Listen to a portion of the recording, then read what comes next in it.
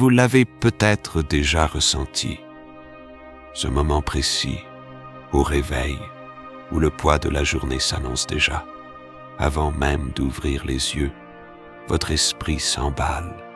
Les emails non lus, les notifications qui ont accumulé pendant la nuit, la liste interminable de choses à faire, le bruit du monde qui veut entrer, qui frappe à la porte de votre mental, exigeant votre attention. Et souvent, on cède, on attrape son téléphone, on commence à réagir, à répondre, à courir. Dès les premières secondes de la journée, nous ne sommes plus acteurs de notre vie, mais spectateurs réactifs d'un chaos que nous n'avons pas choisi. Mais arrêtons-nous une seconde. Et si on vous disait que les premières minutes de votre journée peuvent devenir votre plus grande force? Pas en faisant plus, pas en ajoutant des tâches à une liste déjà trop longue, mais simplement en revenant à l'essentiel. En cultivant votre jardin intérieur avant que les mauvaises herbes du monde extérieur n'aient le temps de pousser. Les philosophes stoïciens, il y a près de 2000 ans, avaient déjà compris un secret que la science moderne commence seulement à valider. La qualité de votre vie dépend directement de la qualité de votre attention. Et cette attention, elle se cultive comme un jardin précieux dès les premières lueurs du jour. Épictète, l'un des grands maîtres du stoïcisme, disait « C'est moins ce qui nous arrive qui nous affecte que la représentation que nous nous en faisons. » Autrement dit, ce n'est pas le réveil difficile, l'email stressant ou la mauvaise nouvelle qui gâche votre journée. C'est la façon dont votre esprit réagit à ces stimuli. Et la bonne nouvelle, cette réaction, vous pouvez l'entraîner. Chaque matin est une opportunité d'entraînement. Dans cette vidéo, nous allons explorer ensemble 10 principes simples et puissants, puisés dans la sagesse stoïcienne antique, mais adaptés à notre vie moderne trépidante. 10 clés pour transformer vos matins. Pas pour devenir parfait du jour au lendemain, ce serait illusoire et contre-productif, mais pour construire jour après jour un état d'esprit plus calme, plus résilient, plus aligné avec ce qui compte vraiment pour vous. Prêt à reprendre le contrôle de vos matins et par extension de votre vie. Alors, commençons. Donnez un sens à votre réveil. Est-ce que vous vous êtes déjà posé cette question? Peut-être un dimanche soir, le cœur un peu lourd à l'idée que la semaine recommence. Qu'est-ce qui me ferait vraiment sauter du lit demain matin, impatient de commencer la journée?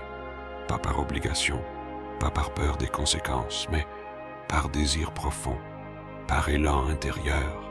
Si la réponse ne vous vient pas immédiatement, ne vous inquiétez pas, vous êtes loin d'être seul. La plupart d'entre nous se lèvent parce qu'il le faut, parce que le travail attend, parce que les enfants doivent être conduits à l'école, parce que la vie moderne nous a conditionnés à obéir à l'alarme comme des soldats obéissent à un ordre. Mais les stoïciens, et en particulier Marc Aurèle, l'empereur philosophe, nous invitent à un réveil différent. Chaque matin, il s'adressait à lui-même dans son journal intime que nous connaissons aujourd'hui sous le nom des « Pensées pour moi-même ». Il écrivait « Au lever de l'aurore, dis-toi d'avance. Je vais rencontrer un indiscret, un ingrat, un insolent, un fourbe, un envieux, un égoïste. Tous ces vices leur viennent de l'ignorance du bien et du mal. Mais moi, j'ai contemplé la nature du bien, qu'il est beau, et celle du mal, qu'il est laid. Ce n'est pas du pessimisme. C'est une préparation mentale, oui, mais c'est surtout une déclaration de sens. Marc Aurèle ne se levait pas pour subir sa journée. Il se levait pour jouer son rôle. Il voyait sa vie comme une pièce de théâtre, où il avait un texte à dire, un personnage à incarner, celui d'un homme bon, juste et utile à la communauté. Alors, quel est votre rôle? Quelle est votre pierre à apporter à l'édifice du monde? Pour vous aider à trouver des éléments de réponse, je vais emprunter un concept venu du Japon, le Ikigai. C'est un terme magnifique qui signifie approximativement la raison d'être. Votre ikigai, c'est le point de rencontre entre 4 cercles. Ce que vous aimez. Quelles sont les activités qui vous font perdre la notion du temps? Qu'est-ce qui vous passionne, vous émerveille, vous anime? 2. Sans quoi vous êtes doué? Quels sont vos talents naturels? Qu'est-ce que les gens autour de vous reconnaissent comme vos forces? 3. Ce dont le monde a besoin. Autour de vous, dans votre communauté, dans votre travail, quels sont les besoins que vous pouvez contribuer à combler? Ce pourquoi vous pouvez être rémunéré ou ce qui soutient votre vie. Dans un monde idéal, votre passion pourrait être votre métier, mais ce n'est pas toujours le cas, et c'est OK. L'important est que cette quête de sens ne mette pas en péril votre équilibre de vie. L'objectif n'est pas de trouver l'intersection parfaite dès demain. C'est un chemin d'exploration parfois long, parfois sinueux, mais poser ces questions, c'est déjà planter une graine. C'est orienter votre boussole intérieure dans la bonne direction. Lorsque vous alignez vos actions quotidiennes, même les plus petites, même les plus banales, sur ce sens plus profond, le réveil n'est plus une corvée. Il devient une étape vers quelque chose qui a du sens, une contribution à votre propre histoire. Alors, demain matin, avant même de poser un pied par terre, demandez-vous simplement « Quelle est la petite chose qui aujourd'hui pourrait donner un peu plus de sens à ma journée ?» Un mot gentil à dire à quelqu'un, une tâche que je vais accomplir avec soin plutôt qu'à la va-vite, un moment pour apprendre quelque chose de nouveau. Cette simple question peut tout changer. Préparez votre demain ce soir. Voici un principe que les stoïciens connaissaient bien, mais que la vie moderne nous fait souvent oublier. Tout commence la veille. Sénèque, dans ses lettres à Lucilius, écrivait « Ce n'est pas parce que les choses sont difficiles que nous n'osons pas, c'est parce que nous n'osons pas qu'elles sont difficiles. Et oser, c'est se préparer, c'est agir avec intention plutôt que de subir. Les stoïciens croyaient profondément en l'intention. Pour eux, agir sans réfléchir, c'était comme jeter une flèche sans viser. On peut avoir de la chance, toucher la cible par hasard, mais on ne peut pas compter là-dessus. La vie est trop courte pour être laissée au hasard. Et cette préparation, elle commence la veille. La qualité de votre matinée ne se joue pas au réveil. Elle se joue le soir. Pensez-y. Si vous vous endormez devant un écran, le cerveau saturé d'images et d'informations, comment voulez-vous vous réveiller frais et dispo? Si vous laissez votre espace de vie en désordre, votre mental s'en imprègne inconsciemment. Si vous ne savez pas ce que vous ferez demain, vous vous réveillez déjà perdu. Imaginez plutôt prendre 10 minutes, pas plus, pour une petite routine de clôture de la journée.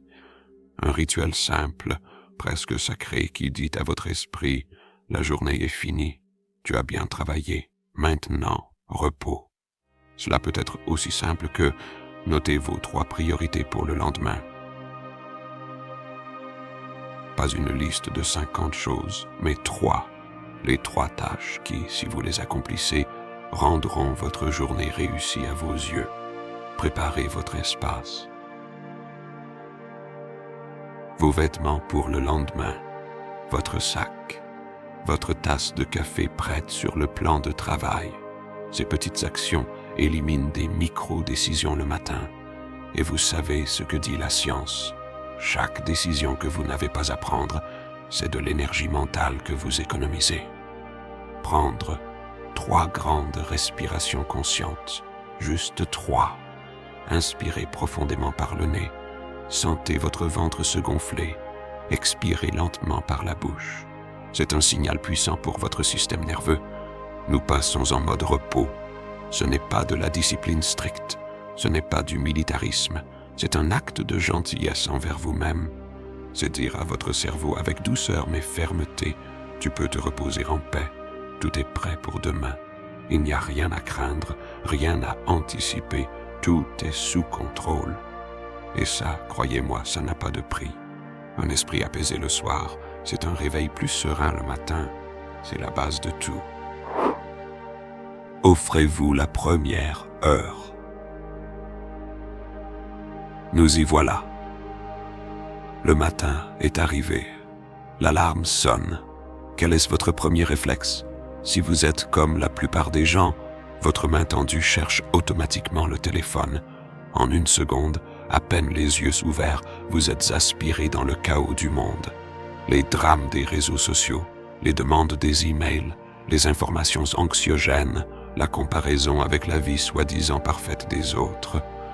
Les stoïciens appelaient cela vivre de manière réactive. C'est laisser les événements extérieurs dicter notre état intérieur. Et c'est l'antithèse même de la sagesse. Épictète nous mettait en garde. Le principal office de la vie est de distinguer les choses qui dépendent de nous de celles qui n'en dépendent pas. Votre téléphone, les notifications, les demandes des autres, tout cela ne dépend pas de vous. Mais votre attention, elle, dépend entièrement de vous. Alors, et si on faisait le contraire? Et si on inversait la tendance? Imaginez vous offrir la première heure de la journée. Une heure sacrée, protégée, sans écran, sans notification, sans interruption. Une heure rien que pour vous. Pas pour travailler, pas pour être productif dans le sens moderne du terme, mais pour vous nourrir, pour cultiver votre jardin intérieur. Cette heure, vous pouvez la remplir de ce qui vous fait du bien. Un moment de calme absolu, assis en silence, à regarder le jour se lever. La lecture de quelques pages d'un livre qui vous élève. Pas les informations, pas les réseaux sociaux. Un livre, Sénèque, Marc Aurèle, ou même un roman qui vous transporte. L'écriture dans un journal. Notez vos pensées, vos intentions pour la journée, ce pourquoi vous êtes reconnaissant. Une simple tasse de café ou de thé, savourée en pleine conscience, sans téléphone, sans télévision, juste vous et la boisson chaude. Ce n'est pas du temps perdu. Je répète, ce n'est pas du temps perdu. C'est un investissement, le meilleur investissement que vous puissiez faire. C'est vous ancrer dans votre propre vie avant que le monde ne vienne réclamer son dû. C'est vous rappeler qui vous êtes, ce qui compte pour vous, avant que les attentes des autres ne viennent brouiller les pistes. En faisant cela, vous passez d'un état réactif, je subis le monde, à un état proactif. Je choisis comment j'aborde le monde. Et cette différence, cette bascule intérieure, change absolument tout. La force de la régularité. Même le week-end. Se réveiller à la même heure chaque matin. Pour beaucoup, cette idée semble contraignante, voire punitive. Quoi? Même le samedi, même le dimanche, mais c'est mon seul jour pour faire la grasse mat. Je comprends cette réaction. Pourtant, je vous invite à regarder les choses autrement. Voyez la régularité non pas comme une contrainte, mais comme un cadeau que vous vous faites. Notre corps et notre esprit fonctionnent selon des rythmes. Ils adorent les routines. C'est inscrit dans notre biologie. Le rythme circadien, cette horloge interne qui régule sommeil, éveil, hormones, digestion, a besoin de régularité pour fonctionner de manière optimale.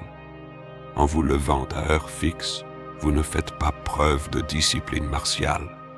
Vous créez simplement un point d'ancrage, une fondation stable sur laquelle le reste de votre journée peut reposer en sécurité.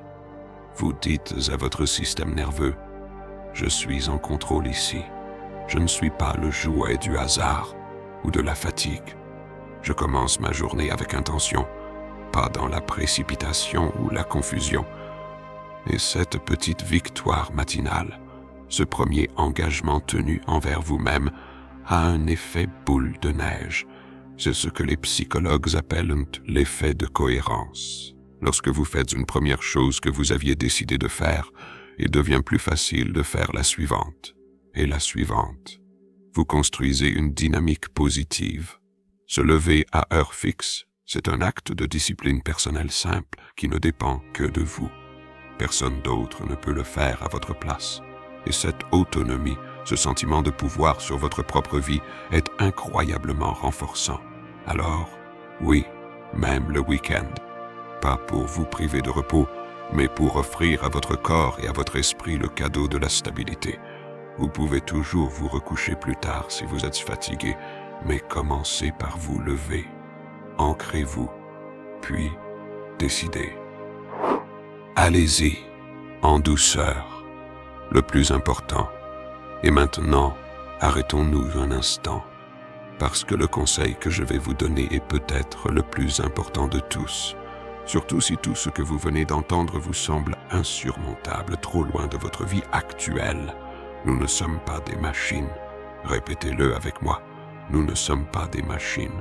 Nous sommes des êtres humains magnifiquement complexes, avec des hauts et des bas, des jours avec et des jours sans, des moments de force et des moments de faiblesse.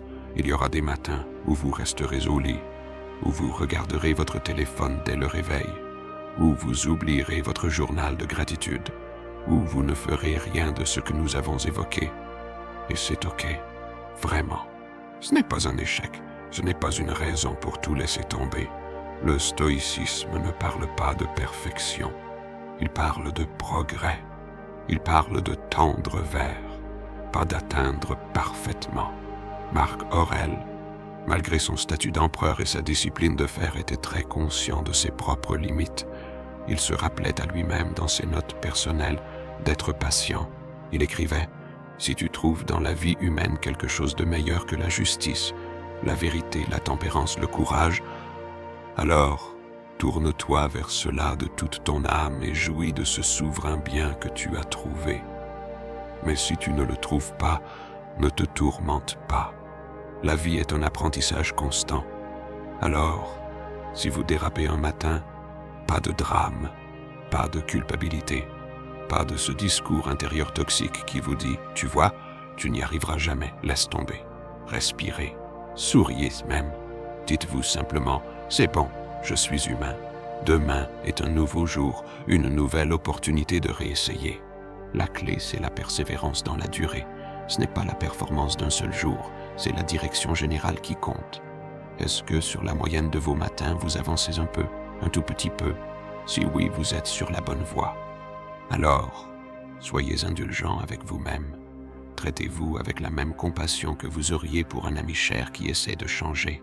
C'est la seule façon de tenir sur la longue route. Les petites victoires comptent. Vous pensez que faire votre lit, c'est une corvée sans importance? Vous pensez que mettre votre réveil loin de vous pour être obligé de vous lever pour l'éteindre, c'est un détail insignifiant? Détrompez-vous. En stoïcisme, il n'y a pas de petites actions. Il n'y a que des actions, et chacune est une occasion de pratiquer la vertu. Choisir de ne pas appuyer sur snooze et se lever immédiatement pour éteindre l'alarme, c'est un petit acte de défi contre la facilité. C'est votre volonté qui dit à votre corps « Désolé, aujourd'hui, c'est moi qui commande ». C'est un entraînement microscopique à la maîtrise de soi. Prendre 2 minutes pour faire votre lit, c'est créer de l'ordre dans votre espace. Et l'ordre extérieur a un impact direct sur l'ordre intérieur. Un espace rangé, c'est un esprit qui peut commencer sa journée sans être parasité par le chaos visuel. C'est une déclaration. Je prends soin de mon environnement, donc je prends soin de moi. Ces petites actions sont comme des gouttes d'eau. Seules, elles ne semblent rien. Mais jour après jour, elles finissent par sculpter le rocher de votre caractère. Chaque petite victoire matinale est un vote pour la personne que vous voulez devenir. Vous votez pour être quelqu'un qui tient ses engagements, quelqu'un qui agit avec intention, quelqu'un qui ne se laisse pas dominer par la facilité. Et c'est en gagnant ces petites batailles quotidiennes qu'on se prépare à affronter les grands défis de la vie. La discipline dans les petites choses forge la résilience pour les grandes. Alors, demain, faites votre lit, juste pour voir. Vous serez surpris de l'effet que ça a. Partagez. C'est plus facile. Le chemin de la transformation personnelle est souvent présenté comme un voyage solitaire. Le sage dans sa grotte, le philosophe méditant seul au sommet de la montagne. Mais c'est une image trompeuse. Les stoïciens contrairement à ce qu'on pourrait croire, était très attaché à la communauté. Il savait que l'être humain est un animal social. Marc Aurèle lui-même, malgré son besoin de solitude et d'écriture, passait ses journées à gérer un empire, entouré de conseillers, de soldats, de citoyens. Un voyage est toujours plus agréable et plus facile à plusieurs. Alors, trouvez-vous un partenaire de route, un ami, un membre de votre famille, un collègue, quelqu'un en qui vous avez confiance et avec qui vous pouvez partager vos objectifs. Ce n'est pas pour qu'il vous contrôle, pour vous faire la morale si vous avez fauté. Pas du tout. C'est pour qu'il vous soutienne. Partagez avec lui ce que vous essayez de mettre en place dans vos matins. Dites-lui pourquoi c'est important pour vous. Parlez-lui de vos difficultés, de vos doutes, et l'écoutez les siennes. S'il a aussi ses propres objectifs, savoir que quelqu'un d'autre est au courant de votre intention, que quelqu'un d'autre, même sans rien dire, est un peu témoin de votre chemin, peut faire toute la différence. Cela brise la solitude de l'effort. Vous pouvez même mettre en place de petits rituels à deux. Vous envoyez un message le matin pour dire « c'est parti » ou simplement prendre des nouvelles en fin de journée. Cela transforme un effort solitaire en une aventure humaine partagée. Et comme le disait Sénèque, la vie, ce n'est pas seulement d'être en vie, mais d'être en bonne santé. Et la bonne santé, on la cultive mieux à plusieurs. Souvenez-vous que la vie est précieuse. Nous abordons maintenant un sujet qui peut sembler grave, voire un peu sombre. Mais je vous promets que c'est en réalité le plus puissant des moteurs, la source d'énergie la plus profonde qui existe. Les stoïciens pratiquaient ce qu'ils appelaient la meditatio mortis, la contemplation de la mort. Ils réfléchissaient régulièrement à leur propre mortalité. Attention, il ne s'agissait pas d'une obsession morbide, pas d'une tristesse constante. C'était tout le contraire. C'était un exercice pour se rappeler l'incroyable valeur de l'instant présent. Souviens-toi que tu dois mourir. Cette phrase célèbre, memento mori en latin, ne signifie pas « sois triste parce que tu vas mourir ». Elle signifie « souviens-toi de vivre pleinement maintenant parce que le temps t'est compté ». Quand on réalise vraiment au plus profond de soi que chaque jour est un cadeau, un matin de plus qui nous est offert, on arrête de le gaspiller. On arrête de le passer à râler pour des broutilles, à scroller sans fin sur son téléphone, à s'inquiéter pour des choses sans importance. Épictète demandait « Combien de temps encore vas-tu attendre pour te juger digne des meilleures choses ?» Prendre conscience de sa mortalité, c'est se donner une claque amicale. C'est se dire « La vie n'est pas une répétition générale, c'est la générale. Alors, qu'est-ce que je veux vraiment faire de ce jour ?» Cette prise de conscience toute simple peut transformer un réveil grognon en une bouffée de gratitude. Je suis vivant. Ah! J'ai un nouveau jour devant moi. J'ai la santé, ou suffisamment de santé pour me lever. J'ai des choses à faire, des gens à aimer. C'est la plus grande des richesses. Et elle est accessible à tous, gratuitement, chaque matin. Préparez-vous mentalement aux petits tracas. Nous avons parlé de visualisation positive, de gratitude, de sens. Maintenant, un autre outil stoïcien, tout aussi puissant mais souvent mal compris, la visualisation négative. Laissez-moi vous expliquer, il ne s'agit pas d'être pessimiste.